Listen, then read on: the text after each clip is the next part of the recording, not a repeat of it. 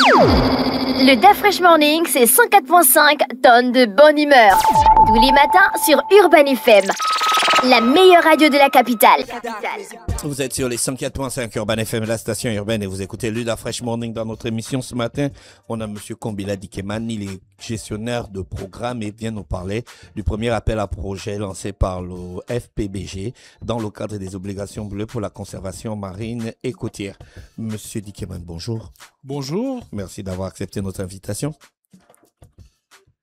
Ben, merci à vous de nous recevoir ici et de nous donner accès à vos auditeurs. D'accord.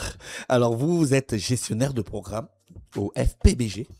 Oui. C'est quoi exactement le FPBG? Je veux juste apporter une correction. Je m'appelle Diknan. C'est très important. Diknan, hein? Oui, Diknan. C'est pour nous. Voilà, c'est un prénom pour nous, hein? Tout à fait. Vous n'avez pas un prénom des autres? Ah non, on n'a pas ça dans ma famille. D'accord. D'accord. Vous êtes le frère de Matamba Kombila. Tout à fait. D'accord. Ouais, elle-même. Ah, je vois. Elle va bien? Ok, très bien. Donc, c'est Monsieur Diknan Kombila. Voilà, avec nous ce matin dans le DAF Fresh Morning. Oui, je revenais sur ma question. C'est quoi le FPBG? Le Fonds de préservation de la biodiversité au Gabon est un fonds qui a pour mission de capter de l'argent, tout simplement, pour le mettre à disposition des projets de conservation. Alors, les missions du fonds sont de capter différents différents mécanismes. Ça peut être des mécanismes de redressement de la dette, ça peut être des donateurs, tout simplement. Ça peut être des mécanismes de compensation aux impacts environnementaux, de crédit carbone, crédit vert. Et tous ces fonds sont mis à disposition via le fonds de projets pour accompagner le développement durable au niveau de la conservation de la biodiversité. Vous avez lancé une grande campagne de communication, vous faites un appel à projet. Oui, tout à fait. C'est dans le cadre là que nous sommes ensemble ce matin et puis on veut savoir comment ça se passe. Comment ça va se faire et quel projet vous attendez? Et c'est dans quel objectif exactement? Et dans quelle zone aussi? Alors, pour l'instant, la phase dans laquelle nous sommes, qui consiste à développer le mécanisme obligation bleue, est dédiée à la conservation marine et côtière. Donc, ça concerne principalement les projets qui touchent les ressources halieutiques, ou ça peut être aussi l'écotourisme, ça peut être l'accompagnement à la structuration des coopératives de pêche, ça peut être la fourniture en matériel pour la mise en œuvre de la pêche durable. Et donc, l'idée, c'est de financer. Il y a deux types de financement. Une petite subvention qui va de 5 millions à 50 millions de francs CFA et une moyenne subvention qui va de 51 à 200 millions de francs CFA. Petite subvention concerne quel type de projet et sur combien de temps? Alors, je peux vous donner comme ça un exemple de quelques thématiques. Nous avons le renforcement des capacités locales pour la surveillance, le suivi des captures et la lutte contre la pêche illégale. C'est les captures. Ça peut être, par exemple, la mise en place d'un mécanisme qui lie la direction des pêches avec les coopératives pour mesurer les captures et avoir une idée de notre stock. Ça va comme un peu une sorte d'inventaire. On peut avoir développement des initiatives de diversification des moyens de subsistance, comme par exemple, là, nous avons rencontré une communauté au Cap de femmes qui font dans la pêche des couteaux de mer, qui font les crabes farcis. Ben, elles ont des périodes au cours desquelles elles doivent laisser la ressource se multiplier. Donc, durant ces périodes, pour diversifier leur économie, elles font de l'huile de coco, elles font de l'huile de palme, elles font du manioc. Donc, voilà, par exemple, le genre de projet que nous pouvons subventionner. Je tenais à rajouter que nous travaillons avec les administrations. Nous sommes toujours, par exemple, quand nous allons à la rencontre des communautés, nous sommes accompagnés des parcs et de la Direction générale des pêches et de l'aquaculture. Les deux projets que vous venez de citer, là, on est dans quelle tranche de financement? Ben, ça dépend. Là, on est dans le 5 à 50 millions, qui dure 1 an. C'est 1 an d'exécution du projet. Donc, voilà, c'est assez rapide en général, ces projets. Et des projets de 200 millions? Il y en a, oui. Et ça, c'est plus dédié aux structures qui ont quand même un peu d'expérience, comme les ONG, ou ça peut être des coopératives qui sont déjà... Ça peut être, par exemple, la mise en place d'une chaîne de valeur par la transformation, des machines pour fumer, pour saler, négocier des mises en marché sur ces cadeaux ou prix import. C'est vraiment varié. Ça peut être aussi la recherche scientifique. Oui. Quelles sont les ambitions derrière ces projets? Alors, Qu'est-ce que vous voulez nous faire alignons concrètement? avec la stratégie du ministère de la Mer, de la Pêche et de l'Économie bleue Mhm. dans ce secteur-là et le ministère de l'Environnement, Mhm. qui est de développer l'économie bleue. Déjà, par exemple, en structurant, en accompagnant les coopératives de pêcheurs gabonais, en les équipant pour la pêche durable, Mhm. on a un double impact qui est la création d'une niche économique avec des chaînes de valeur Mhm. et la conservation. Parce D'accord. qu'on les accompagne dans les sensibilisations, la formation et le matériel qui est fourni permet de mettre en œuvre une pêche vraiment durable, de respecter En les fait, saisons. donc on est dans le contexte du développement durable. Oui, et il faut Il faut savoir... trouver de l'économie pour les populations, mais que ça Exactement. soit un peu plus, ça soit fait dans le temps, dans un temps un peu plus long, pour Oui, ne pas voilà. détruire On l'environnement, pour respecte la conserver la ressource. biodiversité. Ça peut aller ensemble. Oui, tout à fait. Il y a des exemples qui existent, hein. Il y a le Costa Rica, il y a le Belize. Ils ont fait comment? Les Parce chiffres que- sont parlants. Ben, ils ont misé vraiment sur des projets comme ça. Les communautés ont joué le jeu. Mhm.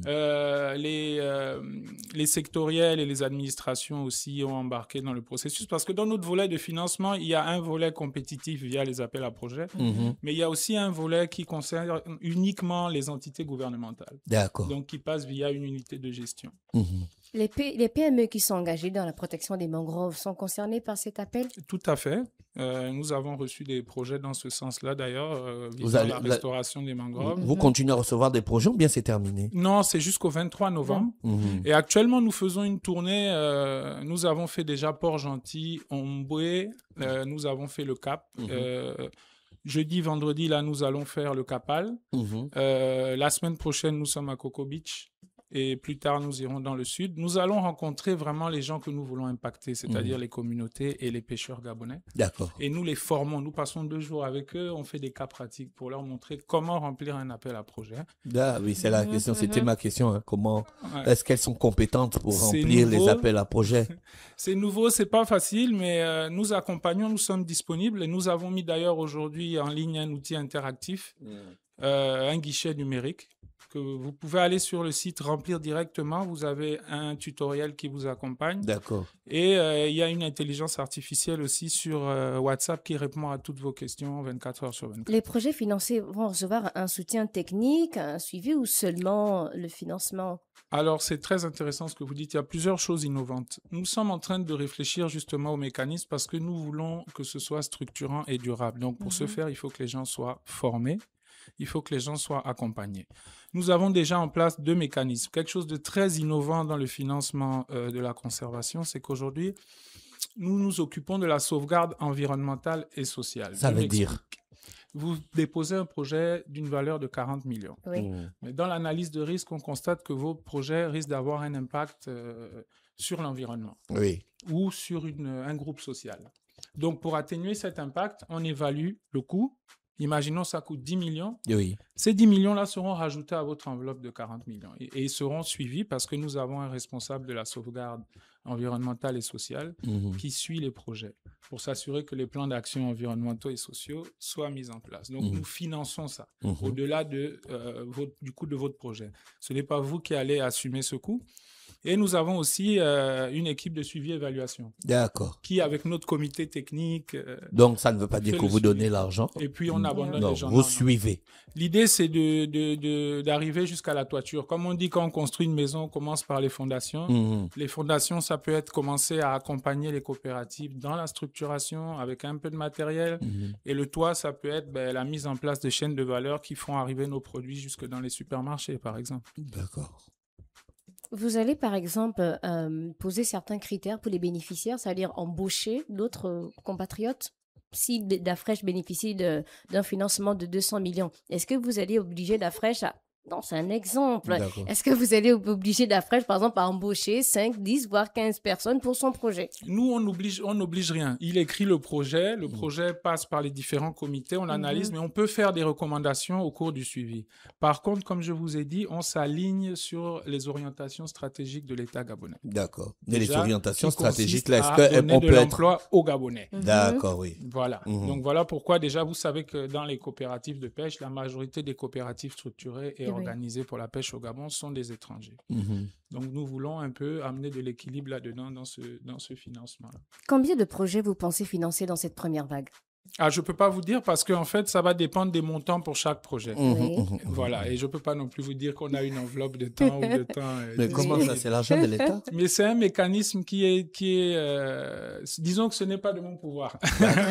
C'est un mécanisme qui est là pour durer au minimum 15 ans déjà. D'accord. Et il y a un placement qui est fait pour pérenniser encore ce projet sur 15 ans. D'accord. Est-ce que vous cherchez forcément des projets qui utilisent des technologies innovantes pour la conservation? C'est toujours bien, mais après, vous savez que nous sommes aussi beaucoup dans ce qui a lieu On réalise aujourd'hui dans la conservation que les savoirs ancestraux et les pratiques traditionnelles que nous avons mises de côté sont en fait celles qui assuraient la meilleure conservation. Donc, nous sommes beaucoup aussi à la recherche. Il y a une thématique d'ailleurs, je pense, qui est axée sur ça dans le Medium Grant, sur les savoirs traditionnels. Donc, on va revenir sur les subventions. Vous avez dit qu'il y en a deux. La petite subvention, donc de 5 à 50 millions. Exactement. Et la subvention moyenne de 51 à 200 millions. Exactement. Qui est un peu plus... On va être un peu plus strict. On va demander quand même à quelqu'un de prouver à une entité. Et nous ne finançons pas les individus, j'insiste. Nous finançons parce qu'on a reçu aussi des gens qui écrivent de manière individuelle des projets.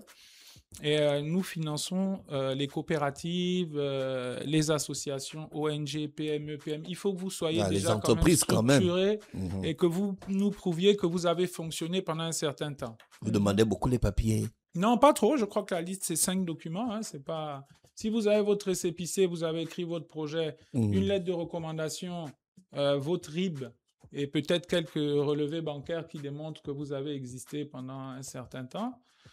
Voilà, c'est la base pour les petites subventions. On dépose les projets où? On les dépose en ligne ou bien on vient? Vous pouvez les déposer en ligne. D'accord. Vous pouvez venir à notre siège, déposer le dossier physiquement sous le format papier. Quand on vient déposer le projet, on ne paye rien.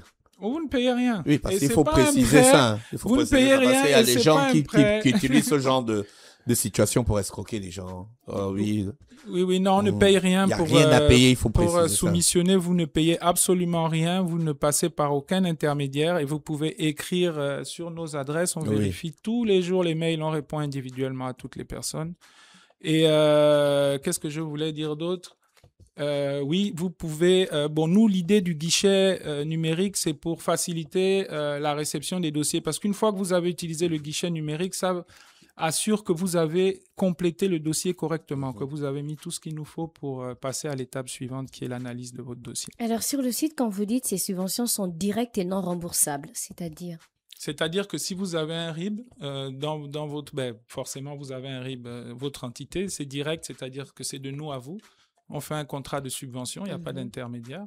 Et à partir du moment où le contrat est signé, en fonction des tranches, on vous vire l'argent directement dans votre compte. D'accord. Sans compter qu'il y a un suivi évaluation. Bien sûr. Et un suivi environnemental et social. Si en cours du projet, vous n'êtes plus satisfait de la façon dont l'organisme travaille, qu'est-ce que vous faites? C'est dans le contrat de subvention. On peut suspendre la subvention. Des fois, d'ailleurs... Pour quelqu'un qui n'est pas très connu, mais qui a un projet intéressant, ce qu'on fait souvent, c'est des financements en tranches, donc par réalisation. Et si on voit que le projet ne va pas bien, après on analyse. On peut vous avez dit que vous ne financez pas des projets individuels, mais si vous vous rendez compte qu'un individu a fait un bon projet, vous n'avez pas une stratégie? Il y a des chercheurs. Hein. Les chercheurs, on les a rencontrés. Ils font partie des gens qui nous permettent d'évaluer, de mettre en œuvre les différentes thématiques. Avant de le faire, on réunit les parties prenantes avant de mettre une thématique. Donc, les chercheurs en font partie. Les chercheurs, généralement, pour déposer un projet de recherche, souvent, il faut être dans un institut. Donc, c'est sous la couverture de l'institut qu'on dépose. Ça peut être le CNRS, ça peut être le CNDIO, ça peut être l'IRAF, mais c'est toujours en général sous la tutelle d'une unité, un centre de recherche. D'accord. Monsieur Kombila, on vous remercie d'avoir accepté notre invitation. Merci. D'autres informations que vous voulez ajouter avant qu'on se sépare? Le site? Oui, le site fpbg.org. Vous cliquez sur l'onglet Appel à projet et vous allez voir tous les liens disponibles. N'hésitez pas à écrire à contact@fpbg.org où nous répondrons à toutes vos questions. Merci encore de nous avoir accueillis. Et c'est nous qui vous remercions d'avoir accepté notre invitation. Bientôt. Merci d'avoir accepté notre invitation, Monsieur Kombila Diknane, gestionnaire des programmes. Il venait nous parler de l'appel à projet lancé par le FPBG dans le cadre des obligations bleues pour la conservation marine et côtière. Restez connectés sur les 104.5 Urban FM, la station urbaine. Le DaFresh Morning, c'est 104.5 tonnes de bonne humeur. Tous les matins sur Urban FM, la meilleure radio de la capitale.